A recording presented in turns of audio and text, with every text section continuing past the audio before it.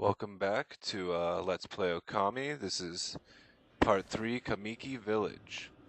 Now, I will be using the Power Slash ability to cut this fruit down, and that pretty much unlocks the way to Kamiki Village. And this is pretty much the final part of the tutorial before the game finally gives you a little bit of free reign and action. But for now, we're gonna be stuck in Kamiki Village for I would say at least 30 more minutes before we get to the fields. So loading. So yeah, you restored the village by knocking down the fruit on the tree, and he says some perverted thing about Sakuya. And now we're going to go and investigate the village, try to talk to some of the villagers, only that you're soon about to discover that this guy is turned to stone.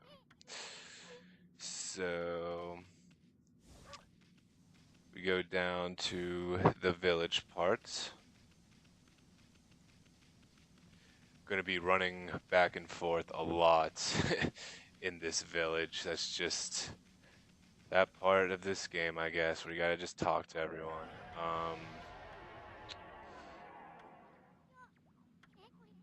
So obviously there's something around here. It tells us to investigate further. I don't really know the exact fastest way to do this.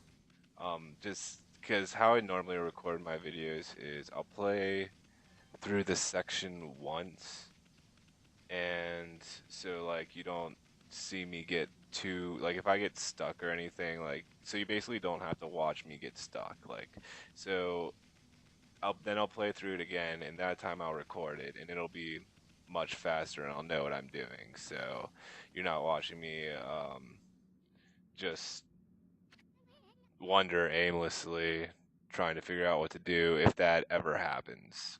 So anyway, we go all the way up here, and another talkie scene happens, and he tells us to go back down, talk to more of the villagers. Um, this is just it's a little monotonous, but like I've said, I'm a little impatient, and I discover that I can take a shortcut here, try to look for treasure, but there wasn't anything over there. So realizing that, I go back down, and after headbutting an invisible wall, and I talk to this MILF over here. And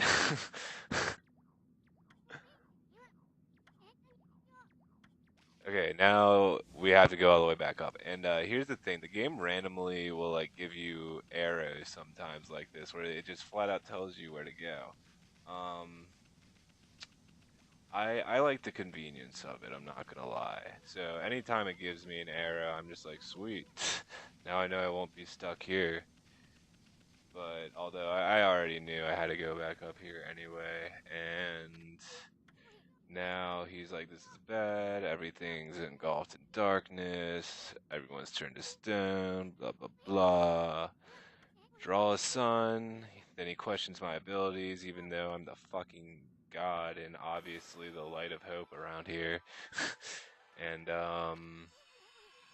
so I draw a fail circle there, I guess, and I probably should have drawn another fail circle, but this is this is where I will explain, and you will start to see the inconsistencies of the Wii motion controls, and just like what happened there basically was I was trying to draw a circle, and the brush just like got stuck. It wouldn't move, and then all of a sudden it jerked upwards, and then I was just like, whatever, and then I just finished the circle, and luckily it worked out.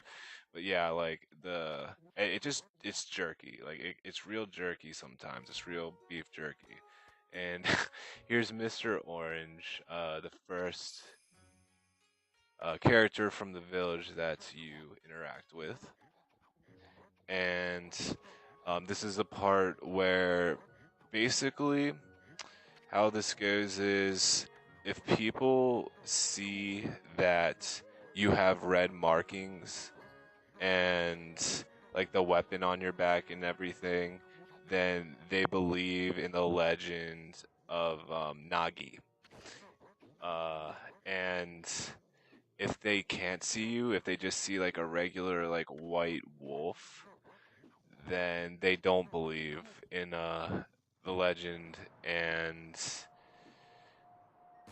they just think you're a regular wolf. So it's pretty easy to distinguish what characters know of you and who and what characters are oblivious, because they'll pretty much mention the legend. The gods know who you are, obviously. Obviously, though, why wouldn't they? So you're one of the gods. So now we have a basic battle against 3 green imps. I tell the orange man to go fuck himself, and it's off to kill. Really, these enemies are easy. Like they're meant to be like the Deku flowers in Zelda or the Goombas in Mario. Like everything hurts them. Like everything's their weakness. They really have no defenses. Like you're really never gonna get hit by these guys unless like they attack you from behind while you're attacking someone else. That's like it. And even then, like at least in the beginning of the game, it's pretty easy to separate the enemies and just take them out one by one, or you could just bunch them up and combo them all together too. Two valid strategies.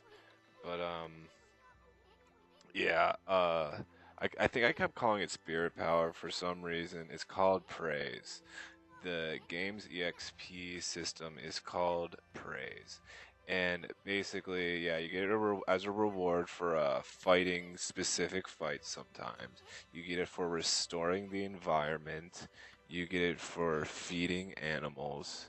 You get it for doing side quests. And that's pretty much all I know. Oh yeah, you get it for restoring clovers as well, but that's not until later in the game because you find out that you can dig. Yeah, but that you'll see that later. So yeah, we get animal food, and in these videos you won't see me feeding too many animals because I didn't really have the money. I was saving up the money, and now I realize the importance of it, and I'm pretty much you'll see me going back to all the animals and feeding like every animal I see, um, because yeah, they're obviously a form of getting praise, and that's pretty important. So anyway, I don't know what this guy's deal is. I don't know if you can like if he serves any other purpose other than being like, this is training, like this is like you can get used to the game this way, you can continuously fight these guys and also get some pretty easy yen. Maybe Demon Fangs too, if you knew of that technique, which I didn't yet. I didn't know how to get Demon Fangs at this point of the game either, obviously. So I might have gotten like 1 or 2 by accident, but later on, like yeah, I have like around 58 Demon Fangs now, and I'm not that far in the game. That's later on whenever you'll see me getting a little better at the game here, but. Yeah, see, like that's me trying to do the cut technique. Now I've gotten better at that too, but like for now, like I guess I'm just too slow, so I'm just covering them in ink instead, which just immobilizes them really, and makes them free. It makes them blind. Pretty much a free hit as long as you're not standing right in front of them, because sometimes they'll wail their arms randomly, and you'll get hit if you're standing right in front of them. So. And every enemy in this game has a weakness, at least to my knowledge so far from what I've fought. Um, So anyway, yeah, I didn't really know what that guy's deal was. I just figured that that wasn't really anything important and moved on. And now I'm about to do this side quest, which you'll see in the next video. Um, Basically, I gotta collect 10 turnips without getting punched in the face by this guy's mom. And the way to do this is just to cover this dude's mom in ink before she punches you or gets too close to punch you in the face. So yeah, that will be on the next video. Thanks for watching.